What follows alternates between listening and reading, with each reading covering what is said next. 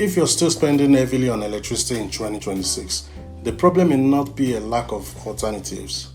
It may be that you have not yet worked out whether the numbers actually make sense for your property. I have engineered solar in Nigeria. I am now exploring the same in the UK. So I have asked myself a very simple question. If solar makes financial sense in Nigeria, does it also make financial sense in the UK? Both countries receive energy from the same sun, but they have very different electricity systems, different solar resources, different tariffs, and very different reasons for installing solar. And that is what makes the comparison interesting. Because the question is not simply which country gets more sunlight. The real question is, where does each unit of solar electricity have more financial value? Let us start with Nigeria. For a household or business dealing with unreliable electricity supply, solar is not necessarily a way to reduce an electricity bill. It can also be a way to reduce dependence on alternative source of power. For many users, that means generators. And the cost of generator power is not limited to fuel.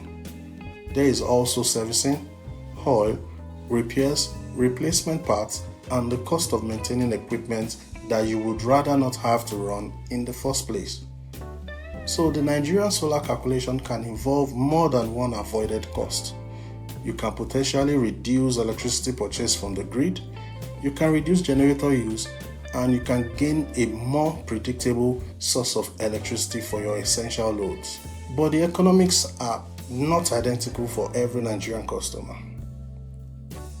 Electricity tariffs vary by distribution company, customer category, and applicable regulatory order. So there is no single Nigerian electricity price that I can responsibly apply to every household. That matters when calculating solar savings. Now let us move to the UK. This is where I have had some interesting conversations with Nigerians living here. Some genuinely struggle to understand why someone would install solar panels on a UK home. And I understand the question. The UK has a functioning electricity grid. Most homes do not need to operate a petrol generator simply to keep the lights on. And the UK receives less solar energy than Nigeria. So why install solar? Because the problem in the UK is different. The issue is not normally whether electricity is available. It is how much electricity costs. When generating electricity on your own roof and you use it in your home, you can reduce the amount you need to buy from your utility supplier. That is the basic UK solar proposition. This is where Nigeria and UK have something in common. The electricity systems are different, the solar resources are different, the reliability challenges are different, but the financial objective is similar. Use solar to reduce the cost of the electricity you would otherwise have to buy or generate. In the UK, Ofgem's average electricity unit rate for customers paying by direct debit on default tariffs is 26.11 pence per kilowatt hour for the period from 1 July to 30th September 2026. The daily standing charge is 57.19 pence.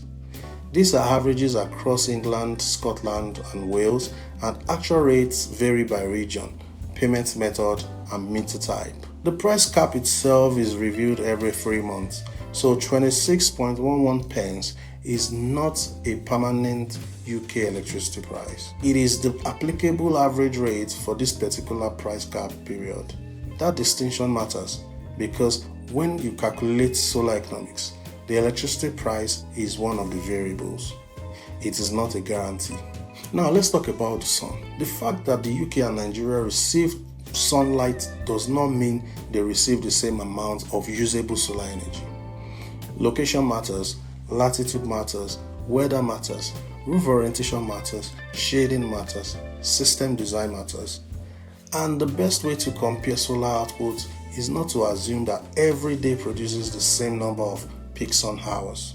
A better approach is to look at annual photovoltaic yield. Published data provide useful reference points.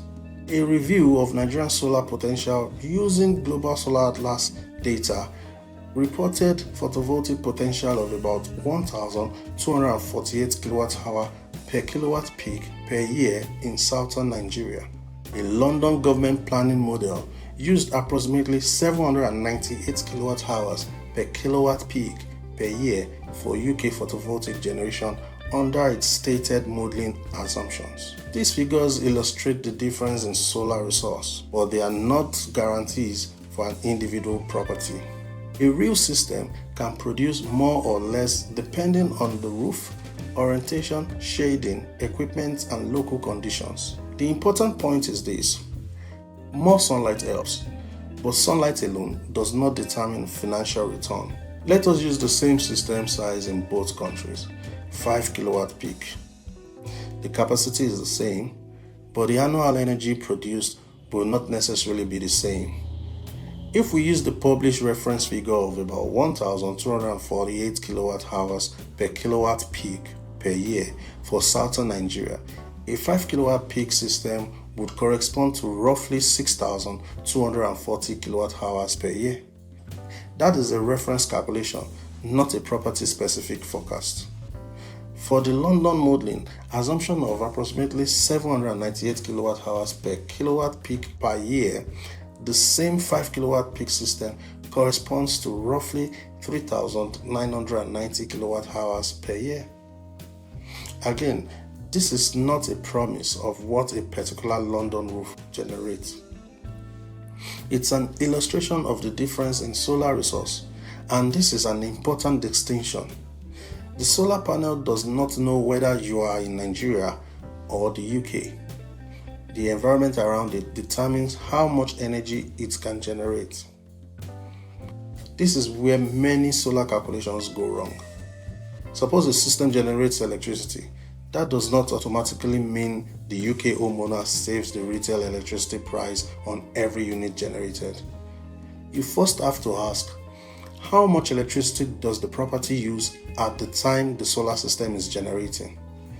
Some of the electricity may be consumed immediately, some may be stored in a battery, some may be exported to the grid, and the financial value of each of those outcomes can be different. For example, electricity that you generate and consume yourself can avoid buying that unit from your supplier. Electricity exported to the grid may be compensated at a different rate. And electricity that cannot be used, stored, or exported has a different financial outcome again.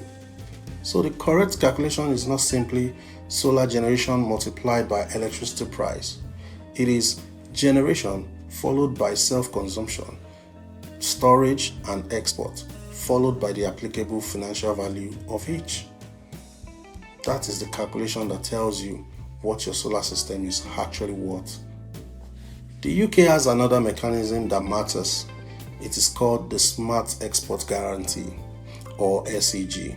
Eligible small-scale generators can receive payments from participating electricity suppliers for electricity exported to the grid subject to the scheme's eligibility requirements. But there is no single SEG price. Ofgem states that SEG suppliers determine their own rates, contract terms, and other conditions. So I am not going to tell you that exported electricity is worth a fixed number of pence per kilowatt hour across the UK. It's not. You have to look at the actual export tariff available to you. And there is an important financial principle here. If you generate 1 kilowatt hour of electricity and use it yourself, you may avoid buying 1 kilowatt hour from your supplier. If you export the same kilowatt hour, the export payment may be lower than the retail price you would otherwise have paid. That means self-consumption can be particularly important to the economics of a UK solar system. A battery can change that calculation by allowing some solar electricity generated during the day to be used later. But the battery itself has a cost. So again, the numbers have to be calculated together. Nigeria is also developing its framework for solar exports. The the Nigerian Electricity Regulatory Commission published the Net Billing Regulations 2026 in June 2026. The regulations establish the framework under which qualifying renewable energy users can export surplus electricity to the distribution network. But this is not a universal residential net metering scheme. The regulations set an installed capacity range of at least 50 kilowatt peak and no more than 1.5 megawatt peak, subject to the applicable requirements. That immediately tells us something important. A typical 5 kilowatt peak residential system is below the minimum capacity for the particular net billing framework. So for the type of residential system we are discussing in this episode, the financial case should not depend on selling surplus electricity to the grid under the scheme. The primary financial value comes from using solar electricity yourself and reducing the electricity you would otherwise have to purchase or generate. For larger commercial and industrial systems, the calculation is different. So, which country has the better solar investment? If you only look at solar resource, then Nigeria has the advantage. But that does not answer the investment question. Investment returns are determined by several variables. How much energy does the system generate? How much of that energy can you use? What electricity cost are you avoiding? What generator cost are you avoiding? How much does the system cost to install? Does it require a battery? What will maintenance costs look like? Will components need replacing? How quickly does the equipment degrade? What happens to the electricity tariff?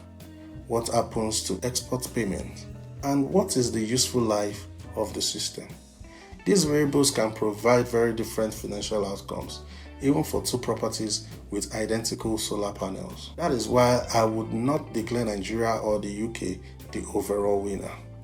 The answer depends on the property and the electricity problem the system is solving. I think we have been asking the wrong question. The question is not, is there enough sunlight in the UK for solar? There clearly is usable solar resource. The better question is, will the value of the electricity my system generates justify what I have to spend to install and operate it? And that answer is property specific.